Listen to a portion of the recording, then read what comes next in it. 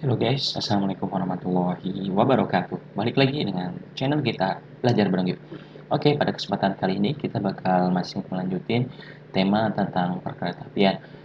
Namun di video kali ini kita spesifik membahas tentang aturan Menteri Perhubungan Republik Indonesia nomor PM 54 tahun 2016 tentang standar spesifikasi teknis identitas sarana perkeretaapian.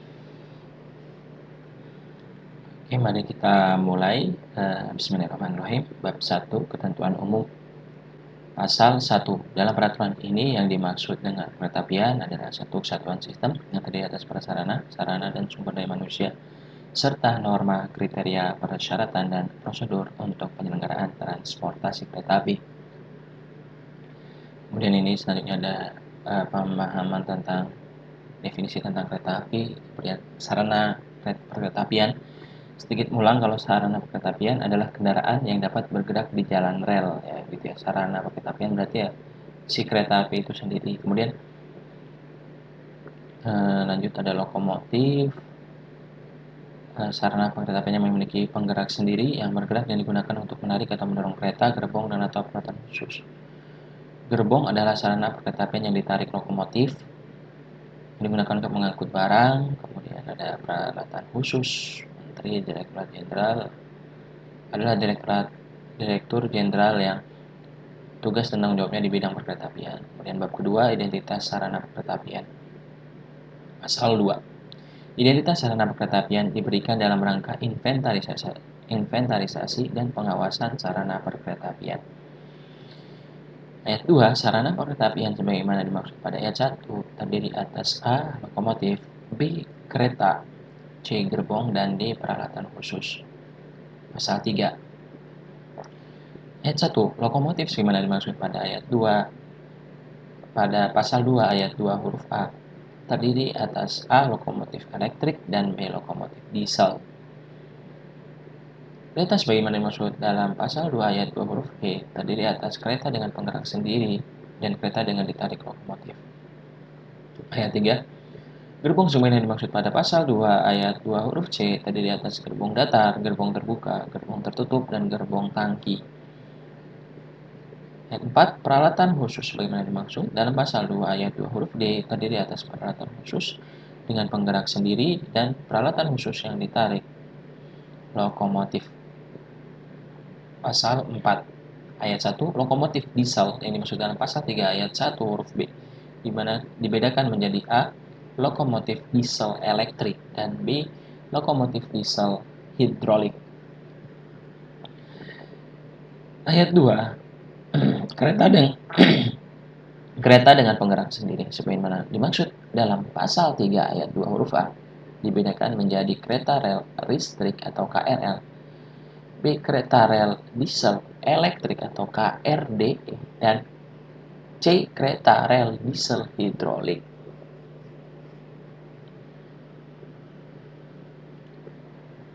Ayat 3. Kereta yang ditarik lokomotif sebagaimana dimaksud dalam pasal 3 ayat 2 huruf B dibedakan menjadi kereta penumpang, kereta makan, kereta pembangkit, kereta bagasi, dan kereta tidur.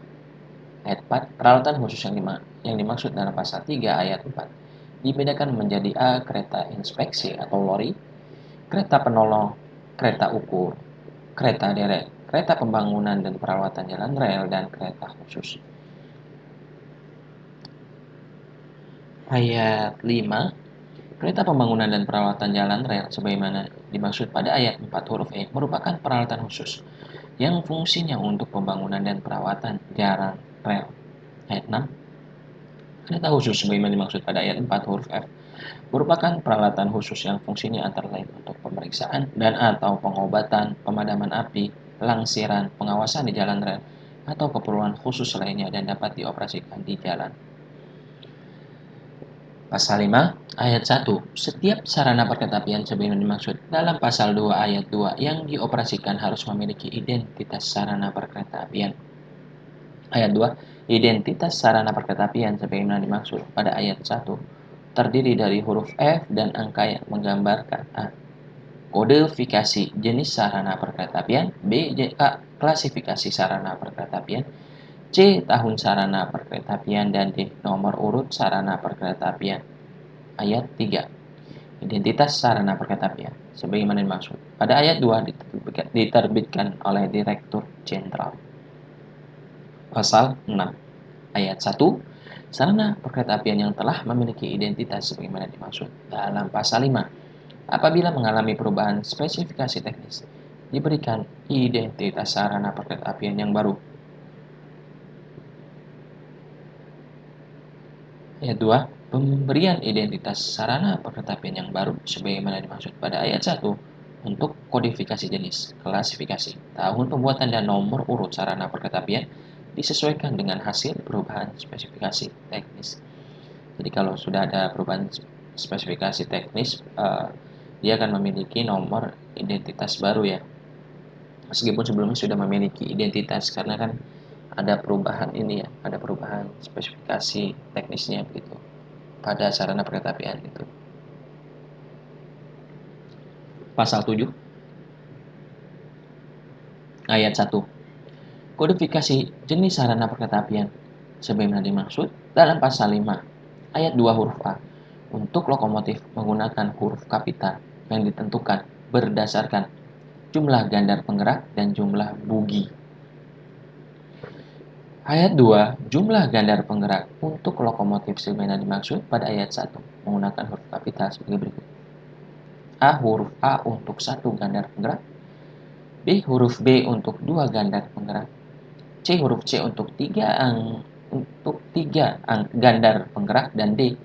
Huruf D untuk 4 gandar penggerak. Ayat 3, jumlah bugi untuk lokomotif sebagaimana dimaksud pada ayat 1 diberi tanda huruf kapital yang sama sesuai dengan jumlah bugi lokomotif yang memiliki gandar penggerak. Pasal 8 ayat 1. Kodifikasi jenis sarana perkeretaapian sebagaimana dimaksud dalam pasal 5 ayat 2 huruf A untuk kereta terdiri atas A. Kereta yang dilengkapi dengan fasilitas ruang penumpangnya dengan tanda huruf K dan diikuti dengan angka desimal yang melambangkan kelas pelayanan sebagai berikut. K1 artinya eksekutif, K2 bisnis, K3 ekonomi. Kereta yang dilengkapi dengan fasilitas ruang makan dan dapur dengan tanda huruf M dan diikuti dengan angka desimal yang melambangkan kelas pelayanan sebagai berikut. M1 untuk eksekutif, M2 untuk bisnis, dan M3 untuk ekonomi. Huruf C, kereta yang dilengkapi dengan fasilitas ruang bagasi dengan tanda huruf B. Kereta yang dilengkapi dengan fasilitas ruang pembangkit dengan tanda huruf P, dan kereta yang dilengkapi dengan fasilitas ruang tidur dengan tanda huruf T. Ayat 2, kereta yang disusun untuk beberapa peruntukan penandaan jenis sarana perkeretaapiannya merupakan gabungan dari tanda huruf untuk masing-masing peruntukan fasilitas sebagaimana dimaksud pada ayat 1. Jadi itu ya teman-teman, ini ada baiknya untuk dipahami gitu ya, dan kalau bisa dihafal gitu ya, karena memang ini kan cukup penting ini untuk kodifikasi gitu ya, kodifikasi jenis kereta sebagaimana tadi kan pasal 6 ini dia harus diberikan identitas gitu. Kemudian pasal 9 kodifikasi jenis sarana perkeretaapian sebagaimana dimaksud dalam pasal 5 ayat 2 huruf A untuk gerbong terdiri atas A. Huruf GD untuk gerbong datar, B. Huruf GB untuk gerbong terbuka, C. Huruf GT untuk gerbong tertutup, dan D. Huruf GK untuk gerbong tangki.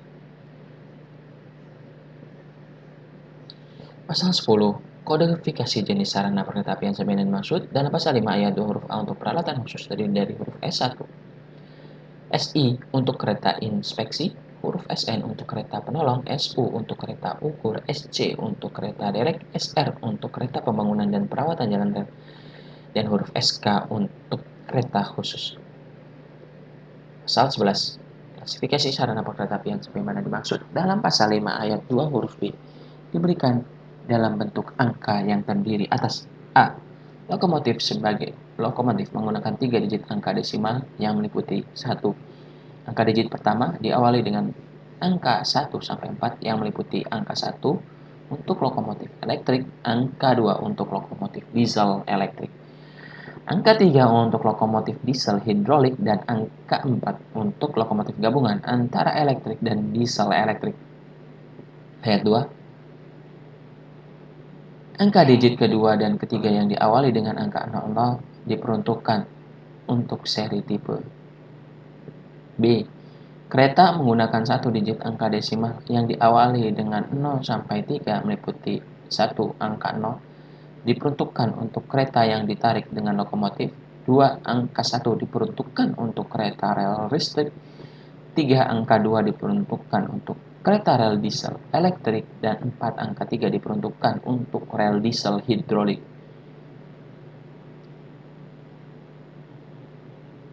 C. Gerbong menggunakan 2 digit angka desimal yang menunjukkan kapasitas watt. Dan D. Peralatan khusus menggunakan 1 digit angka desimal yang diawali dengan 0 sampai 4 meliputi 0 diperuntukkan untuk peralatan khusus yang ditarik dengan lokomotif, 1 diperuntukkan untuk peralatan khusus elektrik, 2 diperuntukkan untuk peralatan khusus diesel elektrik, 3 diperuntukkan untuk peralatan khusus diesel hidrolik, dan 4 diperuntukkan untuk peralatan khusus gabungan antara elektrik dan diesel elektrik. Pasal 12. Tahun sarana perkeretapian sebagaimana dimaksud dalam pasal 5 ayat 2 huruf C dalam bentuk angka desimal dengan menggunakan 2 digit angka terakhir dari tahun pembuatan. Pasal 13. Nomor urut sarana perkeretapian sebagaimana dimaksud dalam pasal 5 ayat 2 huruf D diberikan dalam bentuk angka desimal yang diawali 2 digit angka berdasarkan tahun pembuatan. Pasal 14. Identitas sarana perkeretapian sebagaimana dimaksud dalam pasal 5 ditempatkan pada bagian luar masing-masing balok, samping sarana perkeretapian serta mudah dibaca. Pasal 15. Ayat 1. Tata cara penulisan identitas sarana perkeretapian sebagaimana dimaksud dalam pasal 5. Sebagai berikut. A. Penulisan identitas sarana perkeretapian sebagai berikut: kodifikasi jenis, spasi, klasifikasi, spasi, tahun, spasi, nomor urut. B. Bentuk huruf dan angka sebagai berikut. 1. Jenis huruf atau angka adalah Arial. 2. Ukuran huruf atau angka 560 pt atau dalam kurung 140 mm. 3. Huruf dan angka ditulis dalam text box. C. Huruf, warna, angka, dan text box sebagai berikut. 1. Huruf dan angka menggunakan warna putih, dan 2. Text box menggunakan warna hitam. Ini salah satu hal yang penting nih untuk kita ingat bareng-bareng ya. Kita harus tahu nih ketentuan prasyarat untuk ini penulisan identitas. Ini termasuk salah satu hal yang penting untuk kita ketahui gitu. Apalagi khususnya bagi teman-teman semua yang memang akan menjalani ujian SKB gitu ya.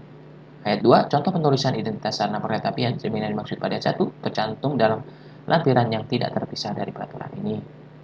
Pasal 16. Ketentuan lebih lanjut mengenai tata cara penerbitan identitas sarana perkeretapian diatur dengan peraturan Direktur Jenderal.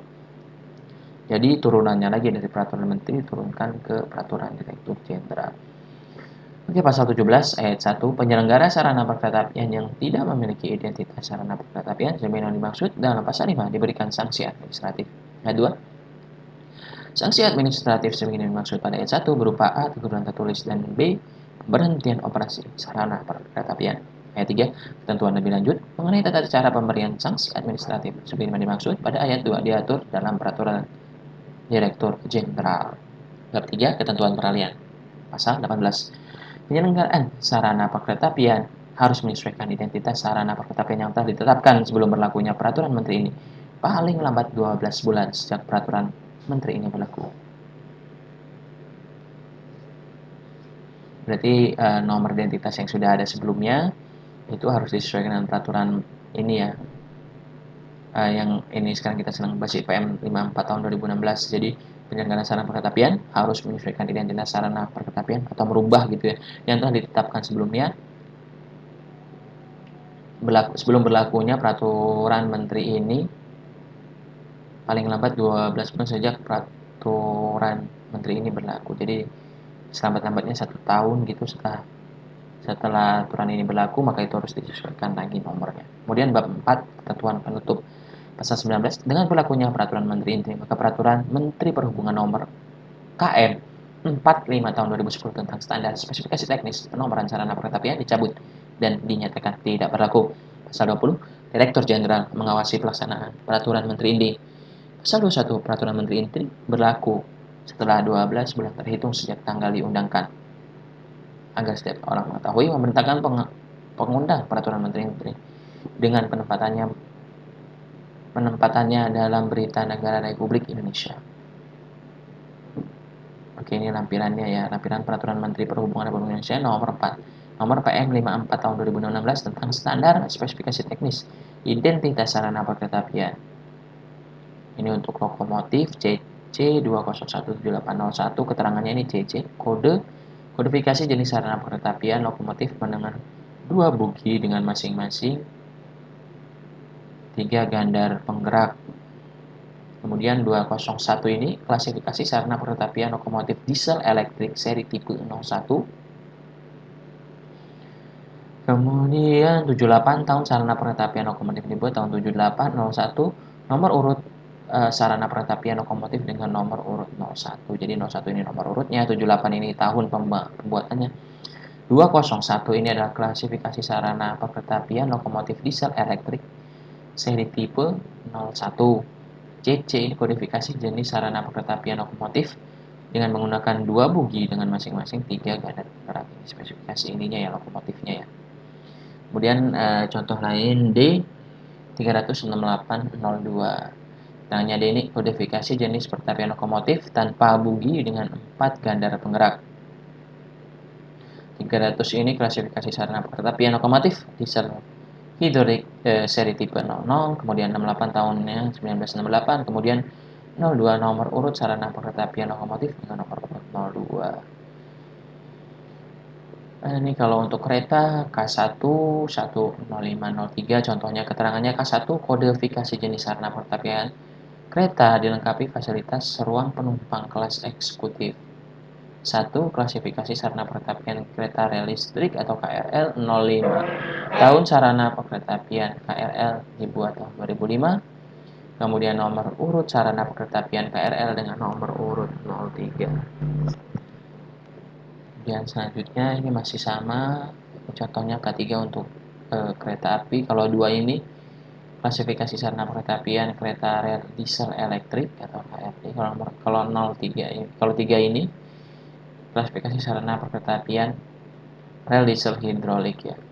Dan K3 ini tadi apa K3 kodifikasi jenis sarana perkeretaapian kereta dilengkapi fasilitas ruang penumpang kelas ekonomi. Ke-1 tadi kelas eksekutif gitu. Oke, kemudian masih sama ini kalau KMP3 ini apa nih? Kodifikasi jenis sarana perkeretaapian kereta dilengkapi fasilitas ruang penumpang ekonomi, ruang makan dan ruang pembangkit listrik KMP. Kan tadi ya sudah kita jelaskan pada pasal sebelumnya ada nih. K itu apa, M itu apa, P itu apa. Kemudian ini kelas ekonomi ya. 0 itu klasifikasi sarana perkeretaapian kereta ditarik lokomotif. 09 tahun pembuatannya 2009, 07 itu nomor urutnya ya. Sarana perkeretaapian nomor urut sarana perkeretaapian kereta dengan nomor urut 07. Ini untuk T1 nih, ini untuk T itu kan tadi ruang tidur gitu. Katanya dilengkapi ruang tidur T1, C1 itu untuk eksekutif. Baik, ini kalau gerbong GD 47808 kodifikasi jenis sarana perkeretaapian gerbong datar. Klasifikasi sarana penumpang gerbong datar dengan berat muat 40 ton. Ini beratnya 78 di tahun pembuatannya tahun 1978 08. Nomor urut sarana perkeretaapian gerbong datar dengan nomor urut 08. Tadi kalau SI ada kan kereta inspeksi, SU itu untuk kereta ukur. Kemudian kalau ini di sini angka keduanya nih 3 klasifikasi sarana perkeretaapian kereta inspeksi dengan penggerak sendiri diesel hidrolik. 09 kereta tahun pembuatannya tahun 2009. 01 itu nomor urut tadi ya. Seperti itu teman-teman, masih sama. Oke, ini kita coba ya lebih enak untuk melihatnya ya. Coba kita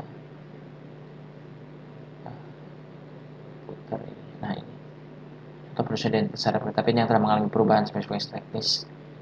Tadi kan kita sudah bahas gitu ya, kalau misalnya ada perubahan spesifikasi teknis, maka nomor identitasnya juga berubah gitu. Nah, seperti ini contoh. Dari K3 30605 sebelumnya sudahnya SK 30663. K3 kan kodifikasi jenis sarana perkereta-apian kereta dilengkapi fasilitas sokong penumpang kelas ekonomi.